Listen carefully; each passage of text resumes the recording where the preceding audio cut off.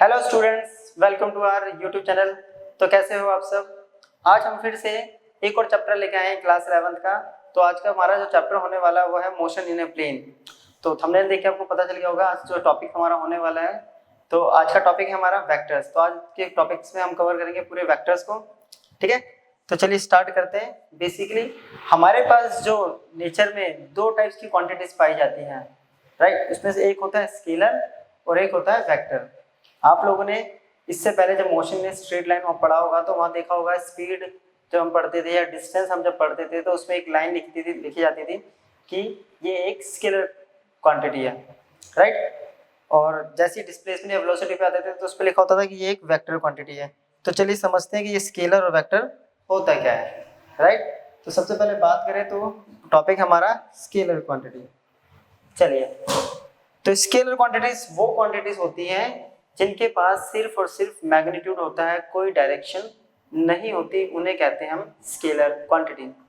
Like जैसे समझते हैं कि हम किसी से पूछते हैं, एक राहुल नाम का आदमी है, पर्सन है, उससे पूछा कि आपका घर यहाँ से कितनी दूरी पर है। वो बोलता है कि मेरा घर यहाँ से 2 किलोमीटर की डिस्टेंस पे है या दूरी पर है। अब उसने 2 किलोमीटर बोला है, राइट। अब इस 2 किलोमीटर में उसने डिफाइन नहीं किया कि 2 किलोमीटर किस डायरेक्शन में है। अब 2 किलोमीटर जहां से वो खड़ा है तो उसके अकॉर्डिंग वहां से इनफाइनाइट रेडियस बन रहे हैं, यानी इनफाइनाइट डायरेक्शन हो रही है। तो उस 2 किलोमीटर के सर्कल में, रेडियस वाले सर्कल में उसका जो घर है वो कहीं भी हो सकता है। तो ऐसी क्वांटिटी जिसमें हम डायरेक्शन की बात नहीं करते वो कहलाती है हमारी स्केलर क्वांटिटी, राइट। तो बेसिकली स्केलर में आप डिस्टेंस एक एग्जांपल है, डिस्टेंस हो सकता है, स्पीड हो सकती है, मास, ये सारी स्केलर क्वांटिटीज है। अब स्केलर्स को अभी तक हम पढ़ते आ रहे थे, तो स्केलर्स को बेसिकली हम ऐड या मल्टीप्लाई अगर करते हैं तो बेसिकली अलजेब्रा के मेथड से उनको ऐड और मल्टीप्लाई कर सकते हैं, जो कि हमने पहले कर रखा है। अभी तक हम स्केलर ही पढ़ रहे थे, तो जितनी भी हम एडिशन या सब्ट्रैक्शन मल्टीप्लिकेशन जो पढ़ रहे थे वो सारे अलजेब्रिकली मेथड से कर रहे थे, राइट। तो ये हो गया हमारा इंट्रो स्केलर क्वांटिटी। अब हम पढ़ते हैं अपना वेक्टर क्वांटिटी के बारे में। तो वेक्टर्स वो क्वांटिटीज होती है जिनके पास, अभी जैसे उसने बोला था राहुल ने कि 2 किलोमीटर घर है उसका, अब उसने बोल दिया कि 2 किलोमीटर टुवर्ड्स ईस्ट। तो उसने यहाँ पे क्या करा, 2 किलोमीटर के साथ साथ एक डायरेक्शन भी डिफाइन कर दी है। जब किसी क्वांटिटी के साथ मैग्नीट्यूड के साथ, क्वांटिटी के मैग्नीट्यूड के साथ डायरेक्शन भी डिफाइन हो जाए तो ऐसी क्वांटिटीज को हम कहते हैं वेक्टर क्वांटिटीज।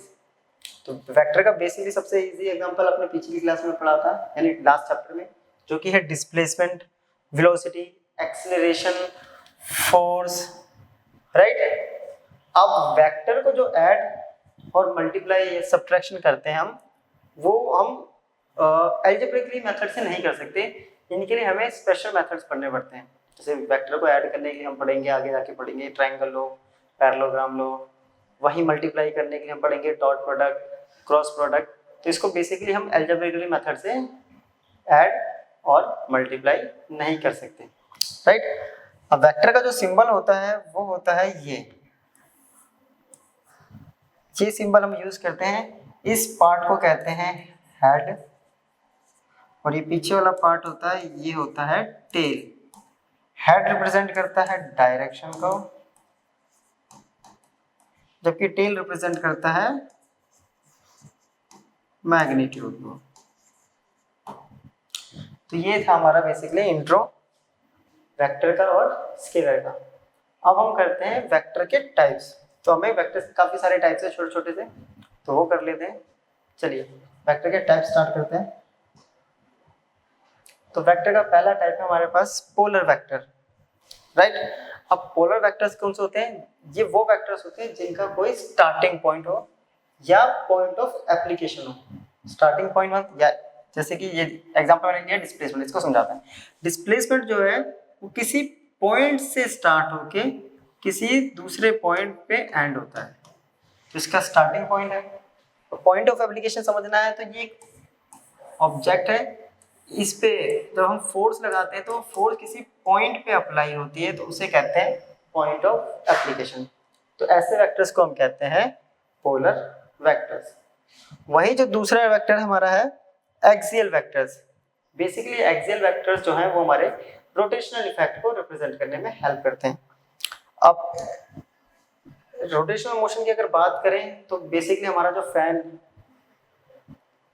है, सीलिंग फैन होता है जो ऐसे घूमता है, ऐसे रोटेट कर रहा होता है, तो उसकी एक्सिस ऐसे होती है। तो अगर उसकी डायरेक्शन हम देखें तो इसके अंदर बेसिकली हमारा राइट हैंड थंब रूल कह लो या right hand screw rule apply होता है। तो उसकी जो डायरेक्शन होती है always along the axis.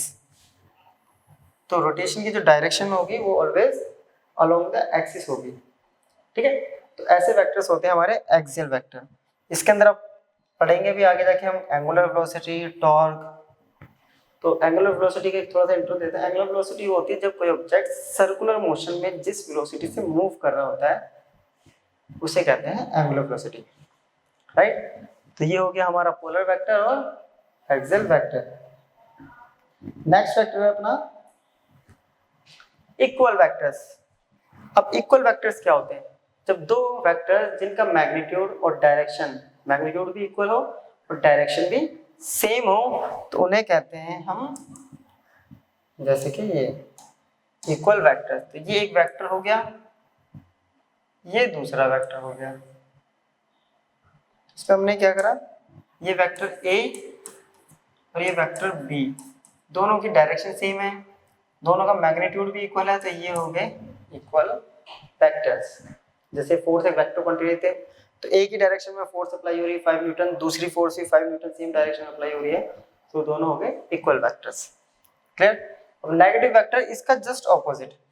Negative vector क्या होता है? ये वेक्टर ए हो गया और ये वेक्टर बी हो गया, इनका मैग्नीट्यूड तो सेम है बट डायरेक्शन क्या है? ऑपोजिट। तो ये हो गया नेगेटिव। तो नेगेटिव वेक्टर क्या होता है? किसी वेक्टर का वो वेक्टर जिसका मैग्नीट्यूड तो सेम हो बट डायरेक्शन कैसी हो? ऑपोजिट। तो ऐसे वेक्टर्स को हम बोलते हैं नेगेटिव वेक्टर्स। क्लियर हुआ यहाँ तक अभी? तो बेसिकली बहुत छोटे छोटे से कॉन्सेप्ट से हमारे टाइप से हैं, तो इसको कर लेते हैं क्योंकि आज की जो लेक्चर वीडियो होने वाली है हमारी ये इंट्रोडक्शन पे होने वाली है। ये इंट्रोडक्शन क्लियर हो गया तो हम जब भी नेक्स्ट आगे से टॉपिक्स करेंगे तो हमारे लिए इजी होता जाएगा। चलिए, और इनको साथ साथ नोट भी करते जाना। नेक्स्ट टाइप पे अपने पास को इनिशियल फैक्टर्स। को जैसे कि पता है, को मतलब सेम, इनिशियल मतलब स्टार्टिंग, यानी वो वेक्टर जब नंबर ऑफ वेक्टर्स उनका स्टार्टिंग पॉइंट कैसा हो? सेम हो। तो ये है उनका स्टार्टिंग पॉइंट ओ। जब नंबर ऑफ वेक्टर्स जिनका ओरिजिनेट या जिनका ओरिजिन पॉइंट कैसा हो? सेम हो, उसे कहते हैं हम को इनिशियल वेक्टर्स। वही नेक्स्ट वेक्टर है हमारा कोलिनियर वेक्टर। कोलिनियर तो हम बहुत छोटी क्लासेस से पढ़ते आ रहे हैं, यानी दो वेक्टर जिनका क्या होगा? मैग्नीट्यूड इक्वल भी हो सकता है और अनइक्वल भी हो सकता है। ठीक है, जैसे कि मान लेते हैं एक ये वेक्टर ए ले लिया और एक छोटा वेक्टर बी ले लिया। अब कोलिनियर में क्या होता है? वो दोनों वेक्टर एक दूसरे के या तो स्ट्रेट लाइन में होने चाहिए या फिर एक दूसरे के पैरेलल। पैरेलल के लिए अगर लेना है तो सी वेक्टर ले लेते हैं यहाँ। तो ये जब दो वेक्टर या नंबर ऑफ वेक्टर्स एक दूसरे के पैरेलल हो, मैग्नीट्यूड इक्वल अनइक्वल कैसा भी हो, तो उन्हें कहते हैं हम कोलिनियर वेक्टर। बेसिकली जो पैरेलल वेक्टर्स होते हैं हमारे। चलिए, नेक्स्ट वेक्टर है हमारे coplanar vector. Coplanar vector it means same plane पे बनने वाले वेक्टर्स, यानी जब नंबर ऑफ वेक्टर्स एक सेम प्लेन पे लाई करते हैं। तो मान लेते हैं ये एक सेम प्लेन हो गया, इस पे एक वेक्टर है ये ए, ठीक है, एक वेक्टर है ये, एक वेक्टर है ये। तो अगर इनको देखा जाए तो ये तीनों के तीनों वेक्टर्स एक इस प्लेन पर लाई कर रहे हैं, तो ये बन गए कोप्लेनर वेक्टर्स। क्लियर हुआ यहाँ तक अभी वेक्टर का हमारा? बेसिकली अभी तक हमने क्या कर रहे थे? टाइप्स पढ़ रहे हैं, राइट। चलिए, नेक्स्ट है हमारे पास पोजीशन वेक्टर्स। तो पोजीशन वेक्टर्स क्या कहता है, ये बताते हैं हमें किसी ऑब्जेक्ट की position with reference to origin. वो वेक्टर्स जो ओरिजिन के रेफरेंस में ऑब्जेक्ट ने अपनी पोजीशन कितनी चेंज करी है उसे बताते हैं, या ऑब्जेक्ट की पोजीशन को बताते हैं। तो ओरिजिन मींस ये ले लेते हैं हमने, तो इस ओरिजिन ओ के साथ ये है मान लेते हैं वेक्टर ए, तो इसको जो डिफाइन करे वो होता है हमारा पोजीशन वेक्टर। अब मुझे इसकी पोजीशन निकालनी है ओ ए, तो क्या करेंगे हम, position of vector A minus position of vector O.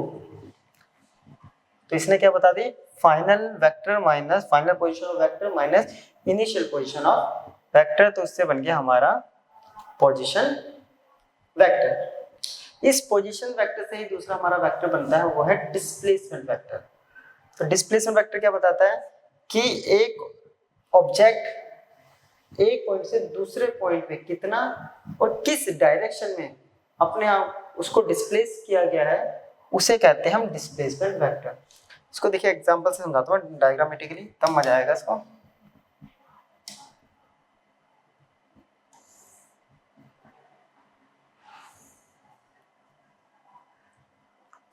तो ये रहा एक वेक्टर, ये रहा एक वेक्टर, ये है r1 वेक्टर, ये है r2 वेक्टर। इसको यहाँ से यहाँ तक डिस्प्लेस कर दिया, ये ले लिया हमने डेल्टा r वेक्टर, राइट।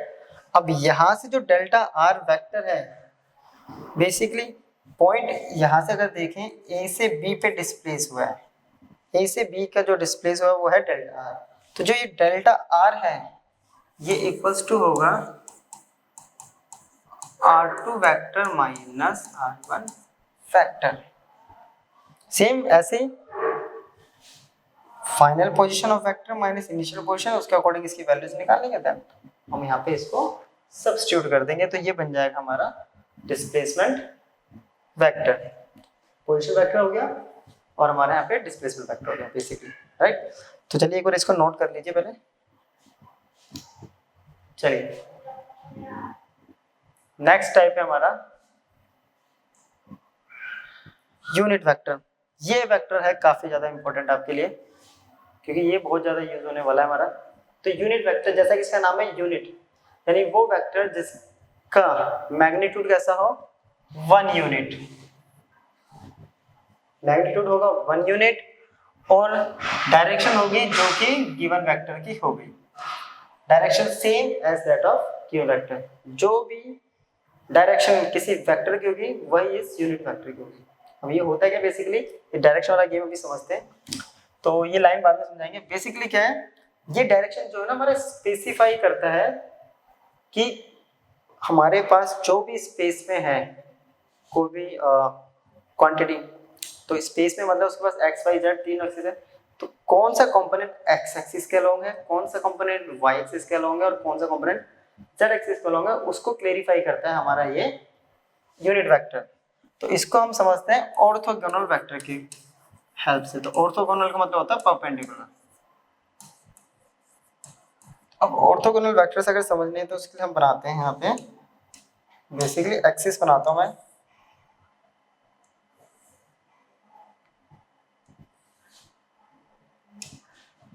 तो ये हो गया X Y Z. X axis को रिप्रेजेंट करता है हमारा यूनिट वेक्टर आई, जिसको हम आई कैप से रिप्रेजेंट करते हैं। यूनिट वेक्टर को बेसिकली कैप से रिप्रेजेंट करते हैं। इसको रिप्रेजेंट करते हैं हम जेड कैप से, जबकि इसको रिप्रेजेंट करते हैं हम के कैप से। इसका मतलब ये है कि अगर प्लेन ऐसे हैं तो इसका मतलब कंपोनेंट के पास आई और जे कंपोनेंट होंगे, यानी एक्स और वाई। प्लेन अगर बना रहा है वाई और जेड तो उसके पास होंगे जेड के, और एक्स और जेड बना रहा है तो आई के। अगर 3D कंपोनेंट हो गया तो उसके पास आई जे के तीनों होंगे। क्लियर? तो ये हो गया।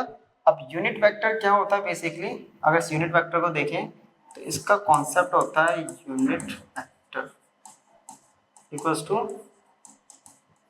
गिवन वेक्टर अपॉन में